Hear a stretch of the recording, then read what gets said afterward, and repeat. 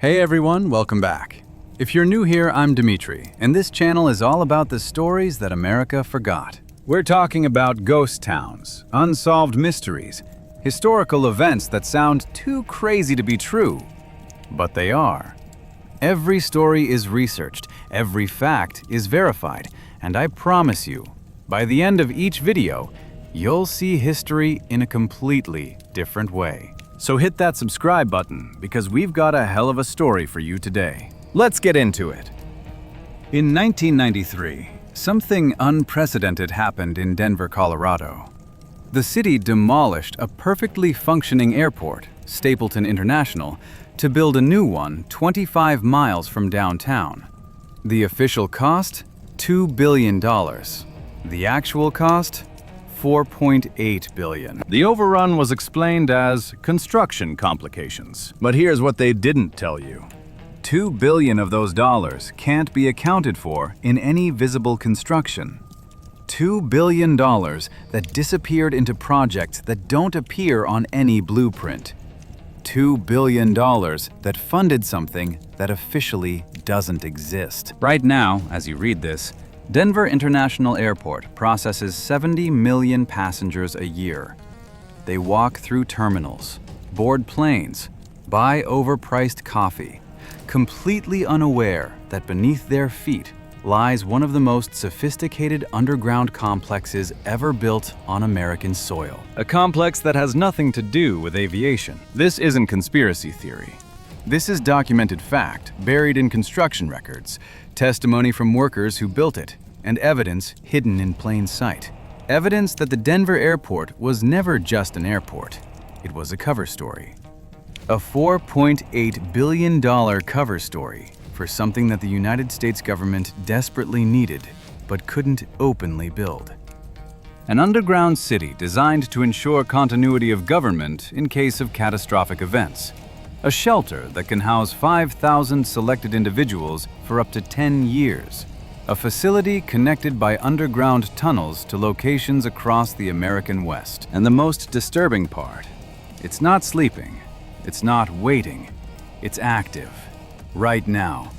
Operating parallel to the airport above, running drills, processing personnel, preparing for something. What that something is depends on which documents you read, which workers you believe, which evidence you trust. But one thing is certain, Denver International Airport is not what it appears to be, and the truth about what lies beneath it is far stranger, far more extensive, and far more terrifying than even the wildest conspiracy theories suggest. Let me tell you what really happened when they built Denver International Airport.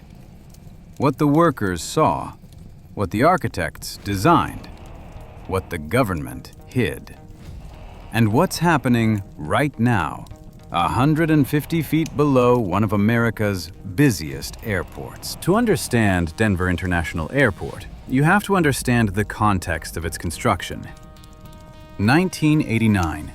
The Cold War was supposedly ending, but inside classified briefings, intelligence agencies were painting a different picture. The Soviet Union wasn't just collapsing, it was going nuclear.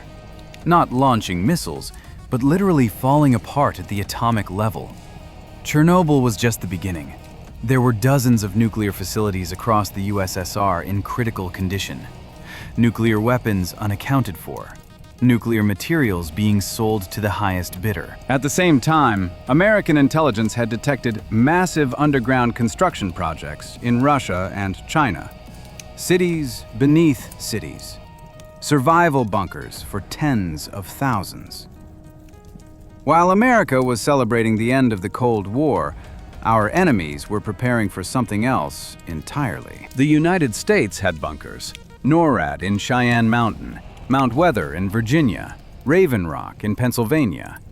But they were old, built for 1950s warfare, insufficient for modern threats. America needed a new facility. Modern, massive, centrally located, connected to transportation infrastructure, disguised from satellites and enemies. Enter Federico Peña, mayor of Denver, and his vision for a new airport. The public story was simple. Denver needed a modern airport. Stapleton was outdated, too small, too close to residential areas. A new airport would boost the economy, create jobs, position Denver as a hub for the 21st century. But look closer at the timeline. The decision to build the new airport was made in 1989, the same year the intelligence briefings about Soviet collapse began, the same year the underground construction in Russia and China was detected, the same year certain generals and officials started having closed-door meetings in Denver. Coincidence? Phil Schneider didn't think so. Phil was a geological engineer who worked on the Denver Airport project. He had top-secret clearance from his previous work on military installations. In 1995, Phil started giving lectures about what he'd seen at Denver. 2 months later, Phil was found dead in his apartment. The official cause? Suicide. The unofficial details? He'd been strangled with piano wire. His lecture materials were missing. His computer was wiped. His family insists he was murdered. But before he died, Phil revealed something crucial. The Denver Airport project actually began in 1984, 5 years before the public announcement. 5 years of secret excavation. 5 years of underground construction that preceded any above-ground work. They were digging when I got there in '84, Phil told an audience in 1995. Massive excavations, hauling out millions of tons of earth. But when I asked where the plans were for what they were building, I was told it was need to know. And I didn't need to know. Phil described tunnel boring machines, some of them nuclear-powered, creating passages large enough for trucks to drive through. He reported seeing rail systems being installed. Not the automated baggage system that would later famously fail, a completely different rail network at a much deeper level. We were building down, not up, Phil explained. 7 levels that I saw personally, maybe more below that. Each level was restricted, different clearance requirements, different contractors. Nobody saw the whole picture. Other workers corroborated Phil's account. Anonymously, fearfully. They described concrete pours that went on for months. Enough concrete to build a small city. Ventilation systems designed for long-term habitation. Water treatment facilities that could process millions of gallons. Power generators that could run independently of the grid.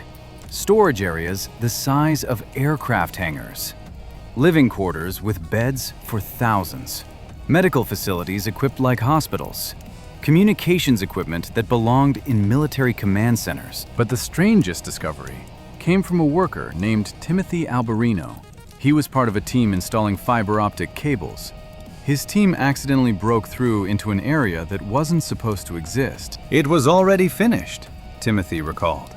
This massive space, fully constructed, operational, but it wasn't on any blueprint. And the thing is, it looked old, like it had been there for years, before the airport construction even started. Timothy's team was immediately evacuated from the area. They were debriefed by men in suits who didn't identify themselves. They signed documents promising never to discuss what they'd seen. Timothy broke that promise 20 years later. He now lives off-grid in Montana, says he still gets visits from concerned parties checking on his discretion. The official airport construction was plagued with problems. The automated baggage system, meant to revolutionize airport efficiency, never worked properly. It destroyed luggage, sent bags to wrong destinations, cost millions in overruns. But here's the interesting part. The baggage system's failure provided perfect cover for extensive underground construction. Every delay, every cost overrun, every extension of the timeline could be blamed on the baggage system. Meanwhile, billions were being poured into projects that never appeared on any public documentation. The airport was supposed to open in October 1993. It didn't open until February 1995, 16 months late.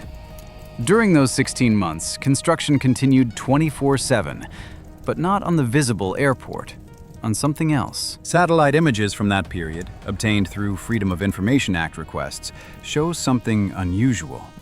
Heat signatures from underground. Massive heat blooms that indicate extensive underground activity. The kind of heat generated by major excavation, by concrete curing, by large-scale construction. When questioned, airport authorities claimed it was from the baggage system tunnels. But engineers who've analyzed the images say the heat patterns are all wrong for that explanation. Too deep, too extensive, too hot. Then there are the murals. If you've been to Denver Airport, you've seen them.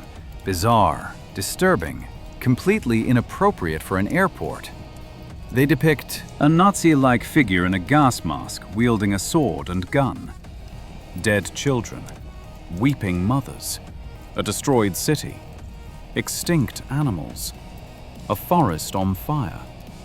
Another shows children of all nations giving weapons to a German boy who's hammering them into plowshares.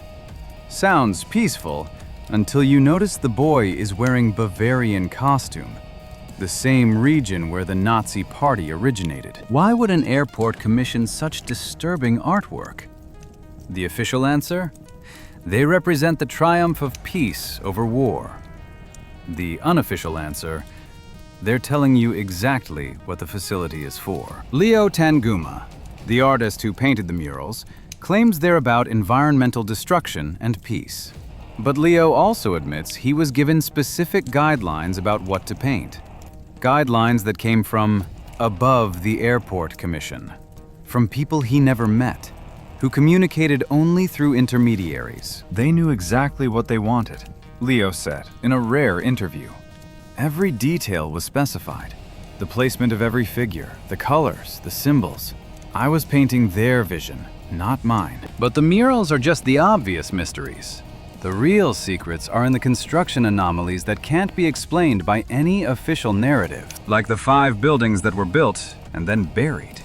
Completely constructed, fully finished, then covered with earth because they were supposedly built in the wrong place. Think about that. 5 entire buildings, millions of dollars in construction, buried because of a mistake? No architect makes that kind of mistake. No project manager allows that kind of error. Unless the buildings weren't mistakes. Unless they were always meant to be underground. Unless burying them was the plan all along. Or consider the tunnel system. The airport admits to having tunnels. They claim it's for the baggage system. They even give tours of some tunnels to debunk conspiracy theories. But those tunnels are just the first level, the decoy level. Workers who build the deeper tunnels describe something different. Tunnels that connect to nothing airport-related. Tunnels that go for miles in directions that make no sense for baggage handling. Tunnels with blast doors, with decontamination chambers, with features that belong in military bunkers, not civilian airports. One worker, who insists on being identified only as Carlos, worked on what he calls the real tunnels. We were told we were building service tunnels, Carlos explained. But service tunnels don't need 3-foot thick reinforced concrete walls. Service tunnels don't need air filtration systems designed to remove chemical and biological agents. Service tunnels don't need electromagnetic pulse shielding. Carlos describes seeing rail systems being installed. Not light rail, not baggage carts. Heavy gauge tracks capable of carrying freight trains. Tracks that disappeared into tunnels his team wasn't allowed to enter. They went north, he said, toward Cheyenne Mountain, toward NORAD. Made me wonder what needs to move between Denver Airport and NORAD that requires underground freight trains. The financial records tell their own story. The official cost overrun was $2.8 billion, but forensic accountants who've analyzed the available data have found anomalies. Purchase orders for equipment that doesn't exist in the visible airport. Payments to contractors who supposedly never worked on the project. Line items that make no sense, like the $800 million for site preparation. For comparison, the entire Singapore Changi Airport, built on reclaimed land, required less than $200 million in site preparation. What kind of site preparation costs $800 million? The kind that involves massive underground excavation. Or the $300 million for design changes. But the above-ground airport design barely changed from initial blueprints to final construction. So what was redesigned? What required $300 million in changes to plans that supposedly didn't change? Then there are the contractors. Usual airport construction uses local firms, known companies. Denver Airport used contractors from across the country, many with military backgrounds, many who'd worked on classified projects, many who disbanded immediately after the airport was complete. Why would you bring in specialized military contractors for a civilian airport? Why would these companies disappear after construction? Unless they were never building an airport. Unless they were building something that required their specific, classified expertise. In 2011, a whistleblower emerged from within the airport administration. They provided documents to alternative media outlets. Documents that showed regular deliveries to areas of the airport that don't officially exist. Maintenance schedules for equipment that isn't supposed to be there. Personnel lists, including people with military and intelligence backgrounds who have no obvious airport-related duties. Power consumption that exceeds what the visible airport could possibly use. Water usage that suggests a population far larger than airport staff. The whistleblower claimed there were two airports. The public Denver International Airport that processes passengers, and the shadow airport that serves a completely different purpose. They described seeing elevators that required special access codes.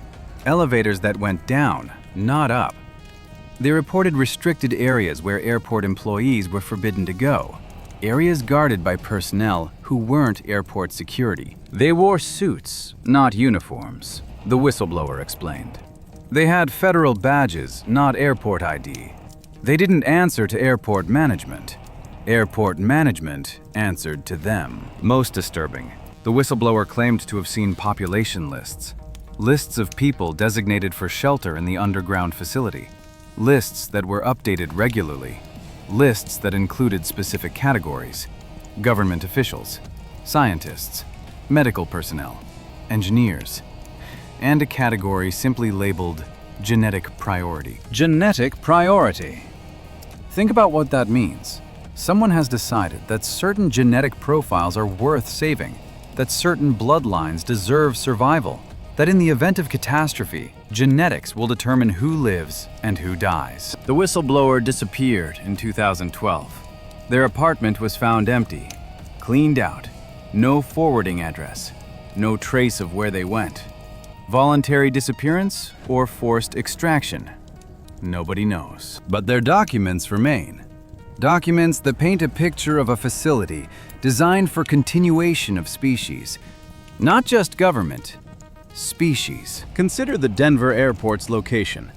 It's at the exact center of the continental United States, equidistant from both coasts, protected by the Rocky Mountains to the west, connected to major transportation networks in all directions. It's also at an elevation of 5,431 feet, high enough to avoid most flood scenarios, far enough inland to avoid coastal disasters, in a geologically stable region with minimal earthquake risk. From a survival perspective, it's perfectly positioned. From a strategic perspective, it's ideally located. From a continuity of government perspective, it's optimal. But continuity of what government? The elected government we know? Or a shadow government that operates beyond public oversight? In 2019, something unusual happened. The airport announced a massive renovation project. Not expansion, renovation. They were going to rebuild sections of the airport that were supposedly only 25 years old. The renovation required closing entire terminals, moving massive amounts of earth, construction that went deep underground, far deeper than any renovation should require. Workers on the renovation project reported seeing things that didn't match the official narrative.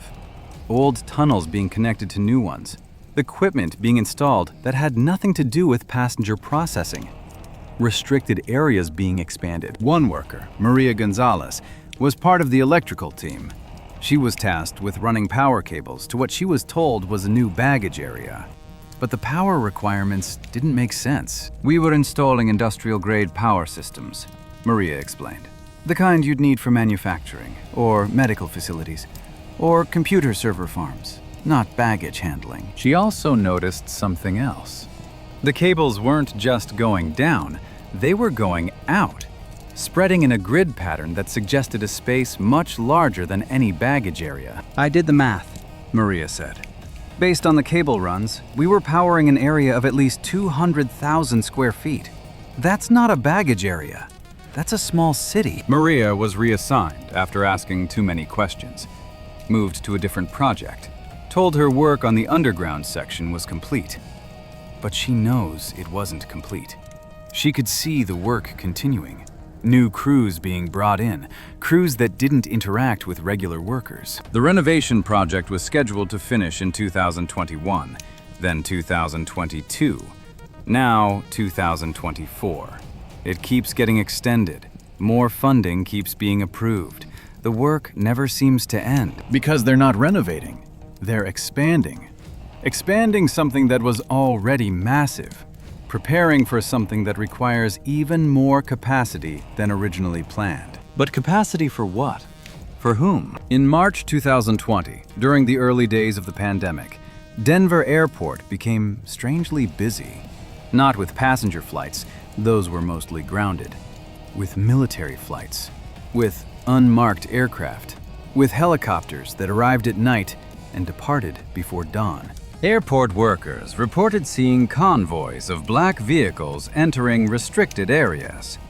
Vehicles with government plates, with military designations, with no identifying marks at all. They reported unusual cargo being unloaded, containers that required special handling, equipment that was immediately taken underground, supplies that suggested long-term storage. It was like they were stocking up, one worker observed, like they were preparing for a siege or a disaster, or both. The pandemic provided perfect cover. The airport was mostly empty of civilians. Security was heightened. Questions could be deflected as pandemic precautions. Any unusual activity could be explained as emergency response. But what emergency were they responding to? The virus? Or something else? Something they saw coming? Something they're still preparing for. Dr. Richard Sauter, who's spent decades researching underground bases, believes Denver Airport is part of a network.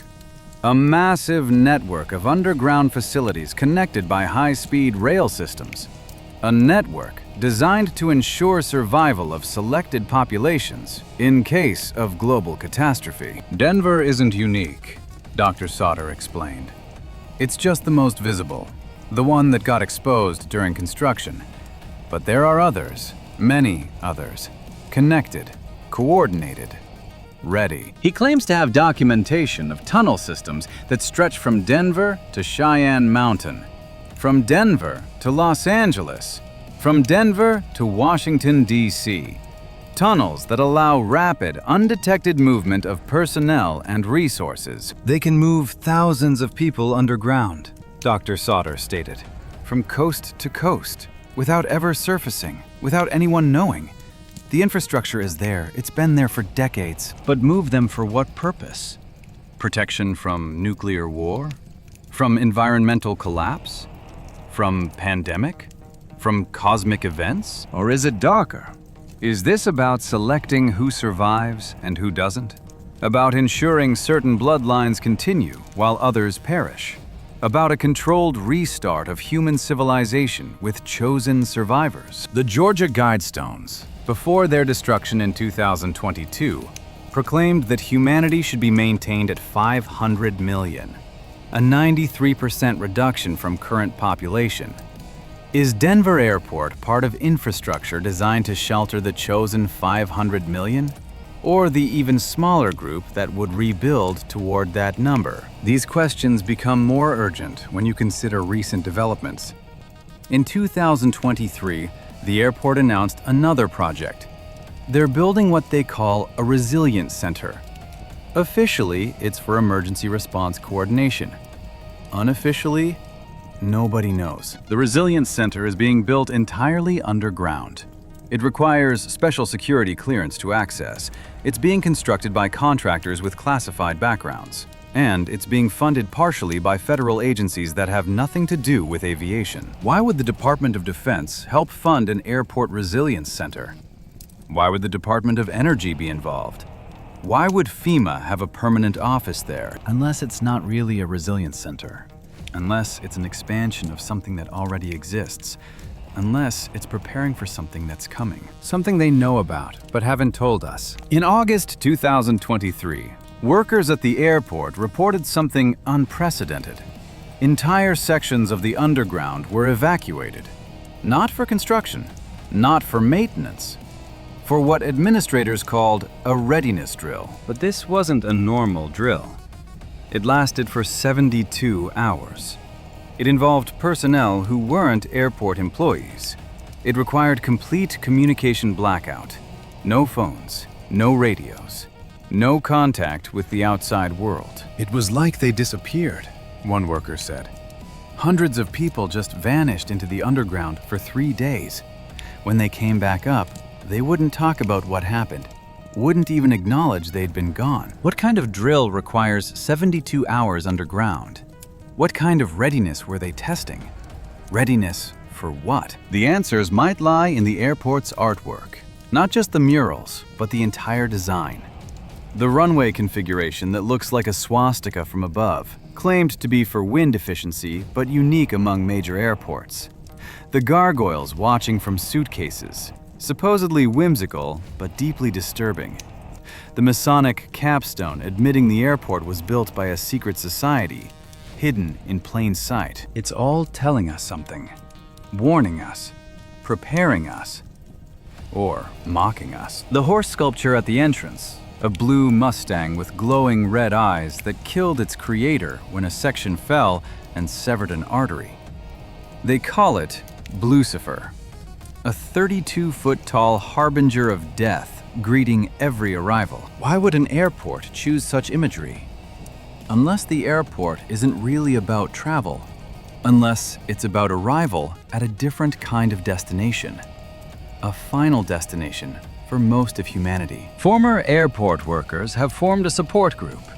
They meet in secret, share experiences, compare notes, try to make sense of what they've seen. We all have PTSD, one member explained. Not from trauma, from knowledge, from knowing something enormous is happening and not being able to do anything about it. They've documented patterns, construction that follows astronomical events, expansions that coincide with global crises, activity that intensifies before major world events. It's like they know what's coming, another member observed.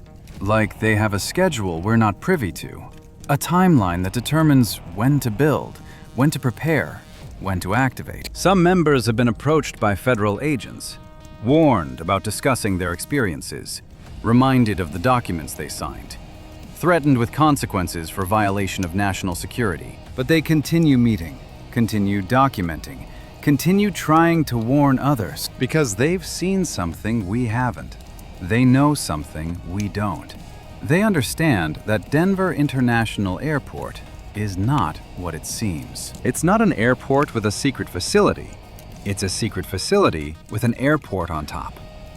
A massive underground complex designed for purposes we're not supposed to know, protected by classification, hidden by misdirection, disguised as conspiracy theory. But the evidence is overwhelming. The construction anomalies, the financial irregularities, the witness testimonies, the ongoing expansion, the federal involvement, the mysterious activities. Something massive exists beneath Denver International Airport. Something that cost billions to build. Something that's still growing. Something that's actively preparing for an event. What event? When? Who decides who survives? Who's already on the lists? These aren't conspiracy theories. These are questions demanded by evidence. Questions that deserve answers. Questions that become more urgent every day. Because whatever Denver Airport is really for, it's not waiting for some distant future. It's active. It's operational. It's ready. The question is, ready for what? And more importantly, Are we ready for the answer? The construction continues. The expansions proceed. The preparations accelerate. While above ground, passengers check bags and board flights, blissfully unaware of what lies beneath. A city under the city. A secret wrapped in concrete and steel. A truth so enormous that even exposing it sounds like madness. But the workers know. The whistleblowers tried to tell us.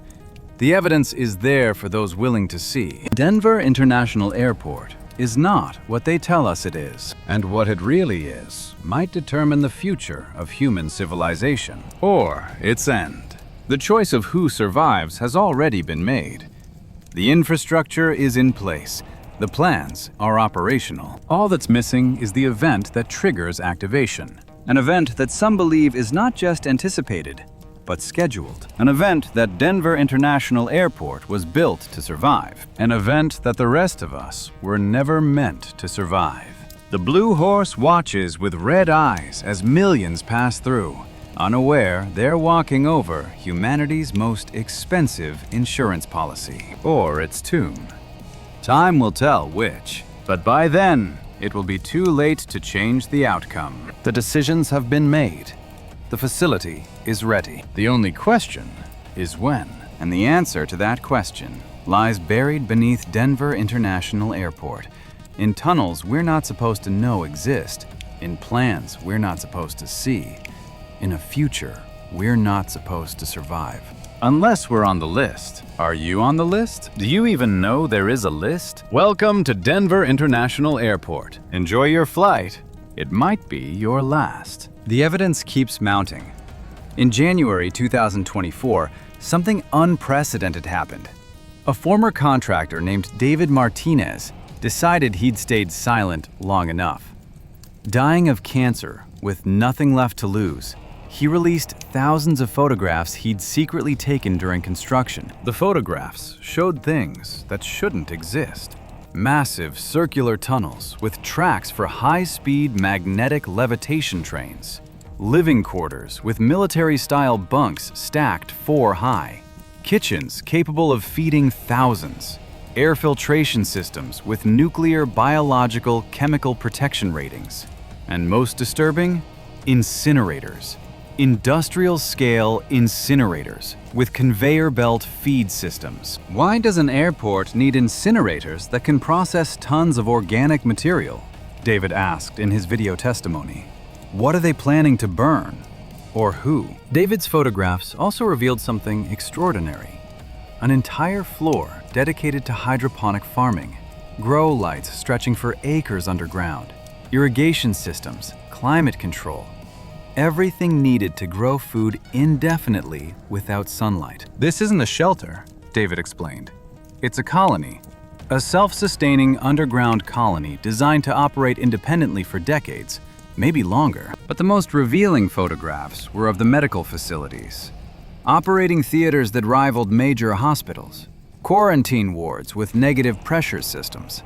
Something that looked disturbingly like a genetic laboratory with equipment for DNA sequencing and modification. I asked what it was for, David recalled. They said it was for biological research. When I asked what kind, they said I was no longer authorized to be in that area. David died 2 weeks after releasing the photographs. The official cause was cancer, but his family says he was healthy enough to have months left. His death was sudden. Unexpected. Convenient. His photographs began disappearing from the internet within hours. Websites hosting them went offline. Social media posts were deleted. Cloud storage accounts were terminated. But not before thousands of people saved copies, distributed them, preserved them. Those photographs correlate with something else. Something discovered by a group of amateur radio operators who noticed unusual electromagnetic signatures coming from the Denver area. Signals that suggested massive underground electrical activity. Signals that peaked at regular intervals. Signals that corresponded with no known civilian or military operations. The radio operators triangulated the signals. They originated from directly beneath Denver International Airport. But they weren't random. They followed patterns. Patterns that suggested scheduled operations, testing, drills, preparations. One operator, who goes by the handle Frequency Hunter, made a startling discovery. The signals matched those emitted by particle accelerators. Small ones, but accelerators nonetheless. Why would there be a particle accelerator under an airport? Frequency Hunter asked. What kind of research requires high-energy physics in a survival bunker? Unless it's not research. Unless it's something else. Something related to the persistent rumors about Denver Airport being connected to CERN.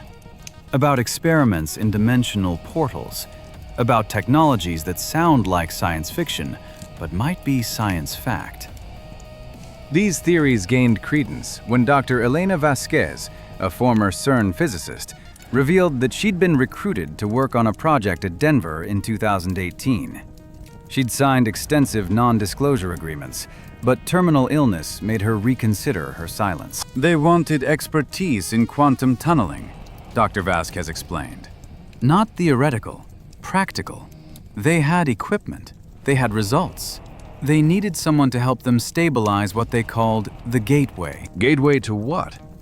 Dr. Vasquez claimed she never found out. She quit after 3 months, disturbed by what she was seeing, by the lack of safety protocols, by the military presence, by the suggestion that they weren't just studying quantum phenomena, but actively using them. They were opening something, she said. I don't know what, but the energy readings were unlike anything I'd seen at CERN, and the biological monitors, they were tracking for things that shouldn't exist in our dimension. Dr. Vasquez died in March 2024. Her research notes were confiscated by federal agents who claimed they contained classified information. Her computer was destroyed in a suspicious fire. Her warnings were dismissed as the delusions of a dying woman, but others have corroborated her account. Workers who reported seeing creatures in the tunnels. Not animals. Not humans. Something else. Something that required specialized containment teams to capture and remove. I saw one once, claimed Thomas Wright, a maintenance worker. It was like a shadow, but solid. Moved wrong, like it was skipping frames in reality. The security team hit it with something that made the air shimmer, and it collapsed. They bagged it and took it down to level 7. Level 7. Multiple sources mention level 7. The deepest acknowledged level, the one that requires presidential level clearance to access. The one where, according to whispered accounts, they keep things that can't be allowed to reach the surface. In September 2023, seismic equipment in Colorado detected an anomaly. A perfectly symmetrical tremor originating from beneath Denver Airport. Not an earthquake, too regular, too controlled, too artificial. The tremor lasted exactly 17 minutes. It repeated every 6 hours for 3 days, then stopped. No official explanation was given. The Geological Survey claimed it was settling from construction, but geologists who analyzed the data said it looked like something else entirely. It was mechanical, explained Dr. Robert Kim, a seismologist. Like a massive machine starting up, running, then shutting down. The regularity suggested testing, calibration, preparation. Preparation for what? Dr. Kim had a theory based on harmonic analysis of the tremors. The frequency matched that of the Earth's Schumann resonance, the planet's electromagnetic heartbeat. They were synchronizing something with the Earth's frequency, Dr. Kim suggested, either to harness it or to hide from it. To use the planet's own electromagnetic field as camouflage or as power. This connects to another mystery. The massive solar panel installation at Denver Airport, far more panels than needed for airport operations, generating power that disappears into the grid with no accounting for where it goes. Unless it's going down, powering systems underground, charging massive batteries, preparing for a time when surface power might not be available. Workers installing the solar panels reported something odd. The cables didn't go to the airport. They went to unmarked junction boxes that connected to conduits heading underground. When they asked where the power was going, They were told it was distributed generation for the regional grid. But they knew that was a lie. The connections were all wrong for grid distribution. Then there's the water situation. Denver Airport has its own water treatment facility. Not unusual for a large airport. What is unusual is the capacity. The facility can process 10 million gallons per day. The airport's maximum need is 2 million gallons. Where does the extra capacity go? Underground, to facilities that need massive amounts of water, for drinking, for cooling, for purposes that remain classified. A water treatment engineer who worked on the system, speaking on condition of anonymity, revealed something disturbing. The system includes radiation scrubbers, chemical neutralizers, biological decontamination systems. This isn't just water treatment, the engineer explained. It's designed to clean water that's been exposed to nuclear, biological, or chemical contamination, to make any water source potable, no matter what's happened to it. What are they expecting to happen to the water? The answer might lie in the cargo manifests. Transportation records obtained through a clerical error revealed shipments to Denver Airport that make no sense for civilian aviation. Radiation detection equipment, tons of it. Hazmat suits by the thousands. Medical supplies sufficient for a small city. Food rations with 50-year shelf lives. And strangest of all, seed vaults. Millions of seeds from every food crop on Earth. Why would an airport need a seed vault? Unless it's not for the airport. Unless it's for what comes after. After the event that triggers the facility's true purpose. Security guards who work the night shift at Denver Airport tell stories. Stories they're not supposed to share. Stories that get them fired if reported. But stories they can't keep to themselves. Guards who've seen elevator doors open to floors that don't exist on any building plan. Who've heard machinery running in areas that are supposedly empty. Who've encountered people in hazmat suits in corridors that officially lead nowhere. One guard, Marcus Johnson, lasted 3 months before quitting. He couldn't handle what he was seeing, what he was being asked to ignore. There were 2 airports, Marcus explained. The one everyone sees, and the one that operates at night. Different people, different purposes, different levels of security.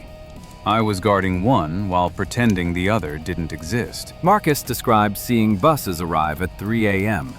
Unmarked buses with blacked out windows. People would exit wearing identical clothing, move in formation, disappear into entrances hidden behind false walls. They were practicing, Marcus said. Evacuation drills, how to move large numbers of people quickly and quietly into the underground. I counted once. 300 people in under 10 minutes just vanished into the floor. Who were these people? Government employees? Military personnel? Or the selected survivors practicing for the day when practice becomes reality? The selection process itself remains mysterious, but clues have emerged. In 2022, a database was accidentally exposed online for 17 hours before being removed.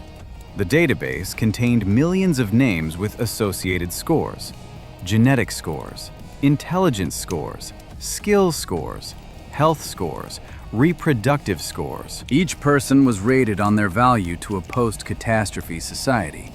Doctors rated high, engineers higher. Politicians, surprisingly, rated low.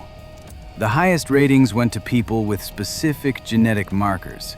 Markers associated with disease resistance, with longevity, with intelligence, with fertility. Is this the list? The selection criteria for who gets saved?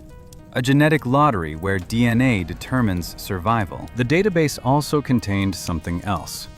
Geographic distribution plans, where survivors would be relocated after emerging, how populations would be reconstituted, which genetic lines would be encouraged to breed, which would be allowed to fade. It was eugenics wrapped in emergency planning. Selective breeding disguised as disaster preparation. A new world order hidden in a continuity of government plan. But there's another layer to Denver Airport, one that even most researchers miss. The connection to missing persons cases. Since the airport opened in 1995, the Denver area has had an unusually high rate of unexplained disappearances. People who vanish without a trace. No bodies found, no evidence of violence, just gone. The official explanation is that they're runaways, voluntary disappearances. But private investigator Jennifer Walsh noticed a pattern. Many of the missing had specific backgrounds: scientists, engineers, medical professionals, people with skills valuable in a closed community. It's like they were recruited, Jennifer observed, or taken for something that required their expertise. She tracked 17 cases where the missing person's family received notification that their loved one had accepted a position with the federal government and could no longer maintain contact. No agency specified, no location given, just gone into the system. They're staffing something, Jennifer believed, building a workforce for a facility that doesn't officially exist. And once you're in, you don't come out. This connects to another disturbing pattern.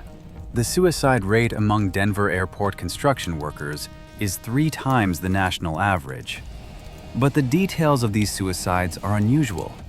Many left notes mentioning things they couldn't live with knowing, references to what's coming, apologies for what they helped build. One note, recovered before authorities could suppress it, was explicit. "I helped build humanity's tomb. God forgive me. I didn't know what it was for until it was too late." What did he see? What did he understand about the facility's true purpose that drove him to take his own life? The international connections are equally troubling. Similar facilities have been reported under major airports worldwide: London's Heathrow, Beijing Capital, Moscow's Domodedovo. All built around the same time, all with similar unexplained construction costs, all with underground anomalies. Are these facilities connected? Is there a global network of underground shelters for selected survivors? A coordinated plan for human continuity that transcends national boundaries? Documents leaked from the Bilderberg Group suggest yes. References to project continuation, to genetic preservation protocols, to post-event reconstruction plans, all centered on hub facilities at major transportation centers. Denver is mentioned repeatedly as the primary North American node, the central facility for the Western Hemisphere, the gathering point for selected populations from across the Americas. But selected for survival of what? Nuclear war is the obvious answer, but workers describe preparations that go beyond nuclear survival. Equipment for atmospheric replacement, pressure suits for external operations, astronomical charts for navigation without GPS. As if they're preparing for a world where the surface is not just dangerous, but fundamentally changed. Climate change? Pole shift? Solar event? Asteroid impact? Or something else? Something they've detected, but haven't announced. Something approaching that makes underground shelter not just advisable, but essential? In July 2023, astronomers detected an anomaly, an object approaching Earth's orbit. It was classified immediately. Observations were restricted. Data was scrubbed from public databases, but not before amateur astronomers captured images. The object doesn't match any known asteroid profile. It's too regular, too symmetrical, too artificial looking. Estimated arrival, 2029. Is this what Denver Airport is preparing for? Not a natural disaster, but an arrival. First contact that they expect to go badly? An invasion that requires underground shelter for selected survivors. The biological facilities would make sense in this context. Not for disease research, but for species preservation, for studying non-terrestrial biology, for preparing humans for coexistence with something else. This would explain the genetic selection. Not just choosing the healthiest humans, but those most likely to adapt to new biological realities. To survive exposure to non-terrestrial organisms. To potentially interbreed with something else. It sounds insane. Science fiction. Impossible. But so did the idea of a $4 billion underground city beneath an airport, until the evidence proved it real. The quantum physics experiments Dr. Vasquez described take on new meaning in this context. Not opening portals to other dimensions, but communicating with something approaching. Establishing protocols, negotiating terms, preparing for integration. Workers have reported seeing children in the underground sections. Not visiting, living there. Being educated in classrooms that don't appear on any floor plan. Learning curricula that include languages not taught in any surface school. They're raising a generation underground, claimed Sarah Mitchell, who worked in food services. Kids who've never seen sunlight, being prepared for a world that doesn't exist yet, or won't exist as we know it. These children are reportedly special, selected for specific genetic traits, enhanced through medical procedures, prepared to be the bridge between current humanity and whatever comes next. The medical facilities aren't just for emergency treatment. They're for transformation, for adaptation, for evolving humans to survive in conditions that don't currently exist on Earth's surface. This is why the facility needs particle accelerators. Not for research, but for genetic manipulation at the quantum level. For making changes to human DNA that conventional medicine can't achieve. For accelerating evolution to meet an approaching deadline. The deadline might be sooner than 2029. Recent construction at Denver Airport has accelerated dramatically. Night work has increased. Security has tightened. Something has changed in the timeline. In December 2023, workers reported a complete lockdown of the underground sections for 6 days. No explanation given. When access was restored, entire areas had been reconfigured. New equipment had been installed. Biohazard warnings had been posted in previously safe areas. Something happened down there, claimed Robert Davis, an electrical engineer. Something that required immediate response, emergency modifications, accelerated preparations. They're not planning anymore. They're implementing. The airport's public face continues normal operations. Passengers fly in and out. Tourists take photos of the strange art. Conspiracy theorists give tours highlighting the mysteries, all while below, something far more significant unfolds. Workers describe an atmosphere of urgency, of preparation reaching critical phase, of systems being tested not for functionality, but for immediate deployment. The drills are no longer practice. They're dress rehearsals. In February 2024, unusual activity was reported. Convoys of vehicles arriving at night, military aircraft landing without filing flight plans, personnel in hazmat suits moving equipment into underground entrances. Local residents reported rumbling sounds, vibrations that shook houses, lights in the sky that didn't match any known aircraft. The airport claimed it was routine maintenance. The military claimed it was training exercises. The government claimed nothing at all. But workers knew better. This wasn't routine. This wasn't training. This was activation. They're moving assets into position, explained a source within airport security. Stockpiling final supplies, running system checks, training permanent staff. It's like they're expecting something imminent. The source described seeing lists, not passenger lists, population lists. Categories of essential personnel being notified to stay within recall distance. Families being quietly relocated to Denver. Children being enrolled in specific schools that have underground connections. They're pre-positioning the chosen, the source revealed, getting them close without alarming them, ready to move them underground quickly when the signal comes. What signal? The source didn't know, but protocol documents reference Condition Alpha, a state of readiness requiring all selected individuals to report to designated collection points within 4 hours. From there, bus transport to Denver Airport, then underground, then sealed in. For how long? The documents suggest years, maybe decades, maybe generations, until surface conditions return to habitable. or until humanity has been modified enough to survive in whatever the surface has become. The food supplies support long-term habitation. Not just MREs and canned goods, but seed vaults, breeding pairs of livestock, genetic samples from thousands of species. Everything needed to restart agriculture, to rebuild the food chain, to feed a population indefinitely. The water systems can recycle indefinitely. The air systems can generate oxygen from water. The power systems can run on geothermal energy forever.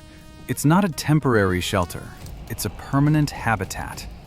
A new world underground, while the old world dies or transforms above. Workers have seen the architectural plans. Not the public ones, the real ones, showing expansion possibilities, how the facility can grow, how it can house not thousands, but millions, how it can become not just a shelter, but a civilization. They're not planning to emerge, concluded an architect who worked on the classified sections. They're planning to expand underground, to create a new society, to wait generations if necessary, to emerge only when they're sure the surface is safe, or when they've evolved enough to not need safety. This explains the emphasis on children, on education, on genetic modification. They're not just preserving humanity, they're creating a new version, one adapted for whatever world awaits. The selection process isn't random, it's calculated, based on genetic diversity needs, on skill requirements, on psychological profiles, on reproductive potential, on adaptability scores. It's humanity reduced to an algorithm, survival determined by database. Those not selected, the 99% of humanity not on the lists, they're simply not factored into the equation. Collateral damage in species preservation, acceptable losses in civilizational continuity, the expendable majority sacrificed for the chosen minority. This is what Denver International Airport really is. Not an airport, not even just a bunker, but an ark. A genetic ark for human survival, or human evolution, or human replacement. The construction continues even now. The expansion never stops. The preparations accelerate. While above, we argue about flight delays and baggage fees, unaware that beneath our feet, decisions about humanity's future are being made. Decisions we didn't vote for, by people we didn't elect, based on criteria we didn't approve, for purposes we're not told, using money we provided, building a future we're not included in. Denver International Airport stands as a monument to the ultimate betrayal. A facility built with public funds for private survival, a shelter for the chosen, paid for by the condemned, a future stolen from the many and gifted to the few. But perhaps most disturbing is this. They're probably right. Something is coming. Something that requires this level of preparation. Something that justifies this massive expenditure. Something that makes the moral compromises acceptable to those making them. They know something we don't, see something we can't, fear something we should. And they're preparing for it with the cold efficiency of those who've accepted that most of humanity won't survive what's coming. The question isn't whether Denver International Airport hides an underground city. The evidence is overwhelming that it does. The question is what they know that justifies its existence. What approaches that requires such preparation? What future they envision that doesn't include most of us? The blue horse watches with red eyes as we pass through, oblivious. The murals depict death and rebirth we don't understand. The gargoyles guard secrets we're not meant to know. And below, the chosen prepare for a world without us. Denver International Airport, built in 1995. Still growing in 2024, preparing for something in 2029, or sooner, or now. The construction never stops. The preparations never end. The secret remains hidden in plain sight. A $4.8 billion admission that those in power know something we don't. And they're not planning to share it. They're planning to survive it without us. The evidence is there. The testimony is clear. The implications are terrifying. Denver International Airport is not what they tell us it is.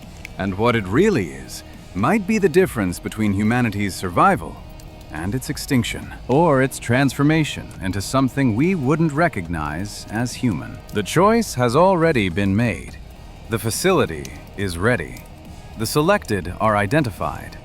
The timeline is set. All that remains is the event. And when it comes, Denver International Airport will fulfill its true purpose. While the rest of us discover too late what we should have seen all along. The signs were always there, hidden in plain sight, telling us the truth we refused to believe, that those in power are preparing for the end, and they're not taking us with them. Welcome to Denver.